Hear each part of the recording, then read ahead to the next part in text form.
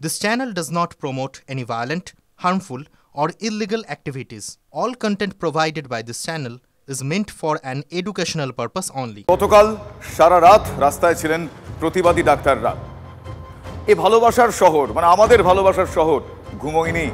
এই প্রতিবাদের শহর রাত জেগে থাকতে জানে, বরং মাঝরাতে আরো যেন কলকাতা জেগে উঠলো, আরো যেন জাগ্রত হলো।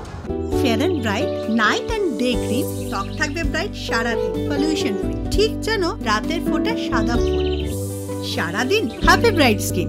ডাক্তাররা পথে, প্রতি মুহূর্তে নাগরিকরা তাদের পাশে। টুকরো টুকরো ছবির সেই কোলাজ আপনাদের দেখাবো। তীব্র প্রতিবাদের সঙ্গে অনেকখানি ভালো লাগা কিভাবে জুড়ে আছে শহরের বুকে দেখুন।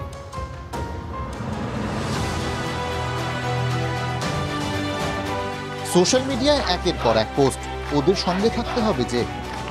লালবাজারের আশেপাশের বাড়ির মানুষ আন্দোলনকারীদের জন্য খুলে দিয়েছিলেন বাড়ির দরজা, ব্যবহার করতে দিলেন বাথরুম। কেউ দমদম, কেউ গড়িয়া থেকে গাড়ি নিয়ে ছুটলেন আন্দোলনকারীদের জন্য জলের বোতল নিয়ে। কেউ আবার নিজের গানের দল নিয়ে পৌঁছে গেলেন ফিয়ার্স লেনের ফিয়ারলেস প্রতিবাদের রাস্তায়। পৌঁছে গেলেন নাগরিক সমাজের প্রতিনিধিরা। দাবি একটাই, জাস্টিস ফর তিলোত্তমা।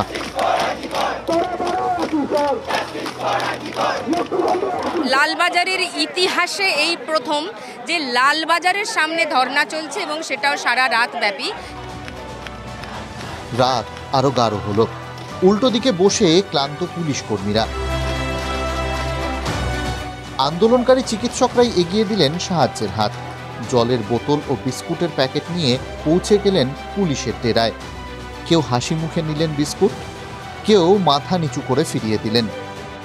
প্রতিবাদের মঞ্চে পৌঁছে গেলেন এক নার্স, সঙ্গে তার ছোট্ট ছেলে। আমার নাম মনিকা ঘোষ।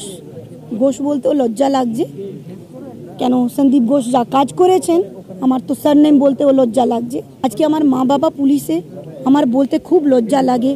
যা পুলিশ কাজ করছে আমি কাউকে বলতে পারবো না কি আমার মা বাবা পুলিশ। ঘড়ির কাঁটা থেমে থাকেনি, আর শহরও চোখ বন্ধ করেনি। ভোরের আলো ফুটল, বাসা ছেড়ে বেরিয়ে এলো কাকপক্ষী। একদিকে ক্লান্ত পুলিশ কর্মীরা, অন্যদিকে এলাকা পরিষ্কার রাখতে হাত লাগালেন আন্দোলনকারীরা। মাইকে ভেসে উঠল রঘুপতি রাঘব রাজা রাম। মঙ্গলবার সকাল, সারা রাত জেগে আন্দোলনকারীরা। হঠাৎ করেই কিছু খাবার নিয়ে হাজির একদল মানুষ। কারা তারা? স্থানীয় অফিসের কর্মী। সহনাগরিকরা আন্দোলন করছেন, তারাও বা চুপ করে বসে থাকবেন কেন? আমরা এখানকারই লোকাল অফিসেই চাকরি করি, তো এরা সেই ভোর রাত থেকে জেগে আছে, রাত জেগে এখানে প্রোটেস্ট করছে, যেটা জেনুইন কারণে হচ্ছে। হ্যাঁ, তো ব্যাস এদের জন্য আমরা তো প্রতিদিন নামতে পারছি না, কারণ আমাদের অফিস আছে। তো যেটুকু আমরা হেল্প করতে পারছি এদেরকে, সেটুকুই করার চেষ্টা করছি। অফিস পাড়া জেগে উঠল, আবারও রাজপথ গম গম করে উঠল স্লোগানে। পথ চলতি অফিস যাত্রী বা সাধারণ মানুষ স্লোগানে গলা মেলালেন তাঁরাও।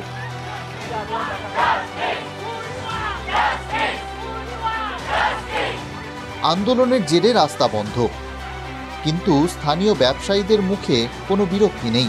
তাঁরাও চান বিচার হোক। সমর্থন তো আছেই, তো বিচার পাওয়া দরকার নিশ্চয়ই। অবশ্যই সমর্থন করি এবং বিচারও পরিষ্কার হোক, এটাও চাই। রক্তের সম্পর্কটাই তো সব না, মনের সম্পর্কটাই আসল।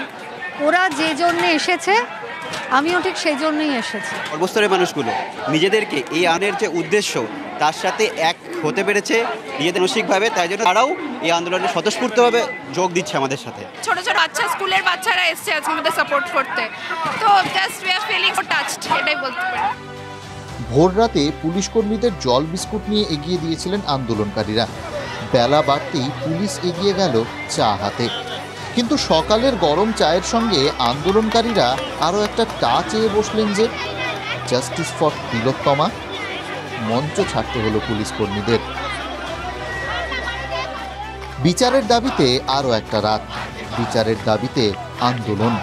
কিন্তু এই আন্দোলনে কেউ একা নয়, সবাই সবার পাশে।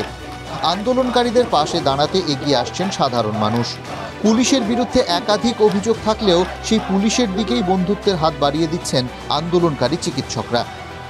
এমন ছবি শেষ কবে দেখেছে বাংলা? আদৌ কি দেখেছে?